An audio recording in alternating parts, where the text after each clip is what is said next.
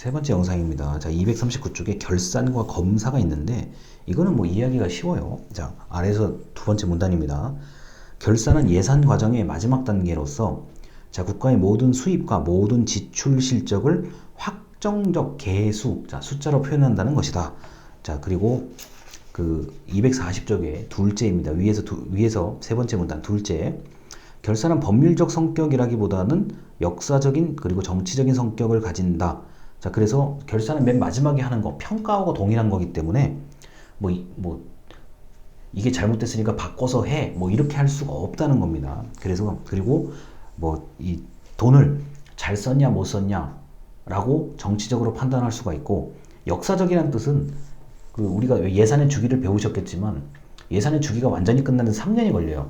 자, 기획하고 그 다음 연도에 집행하고 그 다음 연도에 결산을 하는 거기 때문에 역사적 성격을 가지고 있다. 자, 그래서 이 결산이 예산 확보에 비해서는 너무나도 관심이 없어요. 그러다 보니까 이 결산에 대해서 굉장히 가볍게 여기시는 분들이 있는데, 정부는 모르겠는데 개인은 그렇지, 개인이나 기업은 결산이 훨씬 중요합니다. 그 결산을 해서 내가 얼마가 남았다, 얼마가 모자란다를 판단하는 거기 때문에 매우 중요합니다. 자, 242쪽의 맨 위에 줄이요. 출납사무의 완결이란 자, 수납행위와 지급행위를 종료하고 국고의 출납 장부를 마감하는 것을 말한다. 자, 우리나라에 뭐 재정정보 시스템이 있기 때문에 출납사무의 완결이 굉장히 쉬워졌다는 걸 말씀드립니다. 자, 그리고 뭐 복잡한 얘기 다 생략하고요. 자, 249쪽에 네모칸이 있습니다. 아랫부분이요. 자, 세계 잉여금이라고 얘기하는데, 자, 잉여라는 건 남는다는 걸 얘기하고요. 자, 세계라는 것은 그 흔히 말하는 우리 장부, 자, 재무제표라는 뜻입니다. 자, 거기에 보면은 세입이 초과되는 경우가 있어요. 이게 예상보다 세금을 자, 받을 수 있었다의 개념으로 보시면 됩니다. 그 다음에 세출불용액, 쓰지 못해서 남은 돈을 세출불용액이라고 합니다. 그래서 이 세입이 초과되는 경우와 세출이 불용되는 경우를 합해서 세계 잉여금의 발생 원인이라고 하고요. 사전 예측이 어려운 경우가 대부분입니다. 자, 그런데 이게 너무 많이 생겨도, 그리고 또 너무 빈번하게 예측을 잘못하는 그거는 아니에요. 그렇게 되면 안 되는 겁니다. 자, 252쪽에 중간 문단이요. 첫째라고 되어 있는 뭐요? 회계 검사는 기록이다. 자, 회계 검사는 회계 기록을 검사하는 거다. 그런데 단순히 장부만이 아니라 회계와 관련 있는 모든 것을 검토합니다. 그렇기 때문에 사업의 취지, 사업의 진행 상황, 뭐 각종 특징들을 같이 검사합니다. 자, 그렇기 때문에 결산이 이게 매우 중요하고요. 결산은 매우 중요하다. 그리고 이미 아시는 분도 계시겠지만 결산에 관심을 기울여야 일종의 그 결산한 내용을 가지고 다시 정책을 형성하고 만들 때 사용할 수가 있는데, 우리나라는 아직까지 안타깝게도 결산에는 관심이 별로 없고 예산을 확보하는 쪽에 많이 관심을 두고 있습니다. 자, 그러다 보니까 그 결산에 대해서 좀 관심을 가져야 된다는 얘기들을 학술적인 의미에서는 많이 하는데 아직까지도 그렇지는 않다고 생각을 합니다. 자, 그래서 이 회계 결산에 대한 얘기까지 했고요. 그 다음에 어디냐면요. 자, 255쪽입니다. 자, 이 회계 검사에 대한 얘기 255쪽에 얘기할 건데, 회계 검사는 감사원이 주로 하는 거고요. 감사원이 하는 그 일 중에 하나가 양과라 3번 직무감찰의 흡수통합입니다. 자, 그래서 예전에는 회계검사와 직무감찰이 이렇게 좀 따로 분리가 돼 있었다고 한다면, 이제는 회계감사와 직무감찰이 동시에 이루어지기 때문에 돈을 너무나 허술하게 쓴다든가 예산을 낭비하다든가 과오납, 100원이면 될 거를 1000원을 쓴다든가 이런 형태의 문제가 생기면 직무감찰이 바로 동원이 됩니다. 직무감찰이라는 것은 법적인 책임을 묻겠다는 거예요. 감사원 입장에서는 해당 부서와 담당 공무원에게 법적인 책임을 물을 수도 있다는 거기 때문에 굉장히 권한이 큽니다. 자, 그리고 256쪽에 이제 서면검사, 실지검사, 대행검사인데, 이 대행검사는 직접 하는 게 아니라 누구한테 맡겨서 그 부분에 대해서만 검사를 해달라는 거고요. 대행 검사는 일반적으로 이제 감사원이나 이런 데서는 얘기하지 않고 서면 검사와 실지 검사를 봅니다.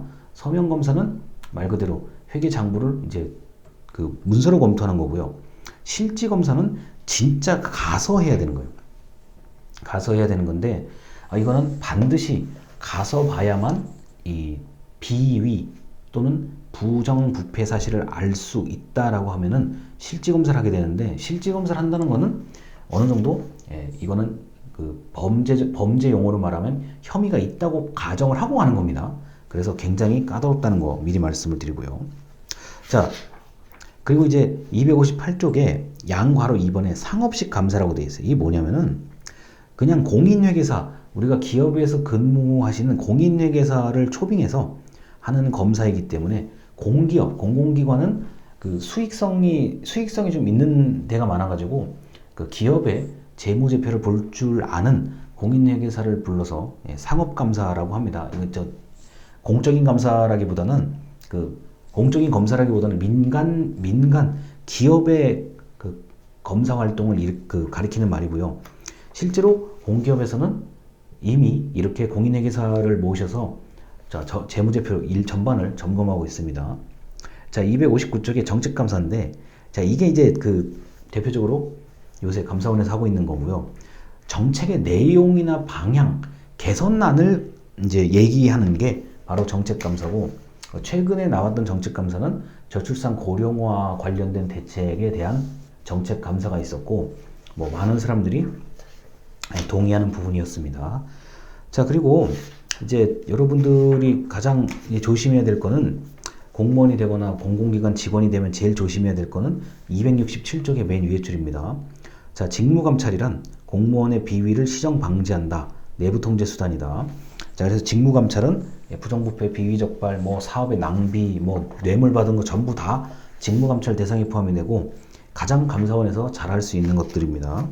자, 그러다 보니까 268쪽의 동그라미 2번이요. 감사 결과를 했는데 문책이나 해임 등 징계를 요구한다. 이렇게 되는 경우가 이제 가장 일반적이고, 269쪽에 위에서 이제 두 번째 줄이요. 동그라미 4번. 개선 요구를 하는 경우가 있습니다. 이건 이제 계획을 검토했는데 너무 이건 좀 실현성이 없다.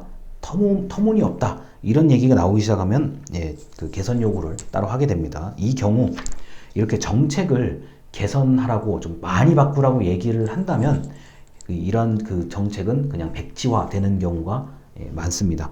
자, 그래서 여기서 계신 분, 이 영상을 보시는 분들이 공무원이나 공공기관 직원이 되면 제일 조심해야 될 게 직무감찰입니다. 그거 굉장히 조심해야 돼요. 자, 그래서 결산은 국회와 감사원이 중심이 돼서 열심히 하고 계신 분들이 많은데, 그렇게 열심히 하는 만큼 많은 분들이 알아주지를 않아요. 그래서 이 결산에 대한 그 노력은, 결산에 대한 관심을 많이 가지면 좋겠습니다. 물론 지금 현재 그 일부 시민단체가 결산 과정을 보고 상당히 많은 얘기들을 하는데 이게 국민들한테 그렇게 피부에 와닿지 않는 것 같아요. 자, 하지만 다시 말씀드립니다만, 이게 정부는 결산이 어쩌고저쩌고 이럴 수 있다고 치더라도 그 개인이나 기업은 결산이 훨씬 중요하다는 것을 절대 잊어서는 안 됩니다. 영상 여기까지입니다. 감사합니다.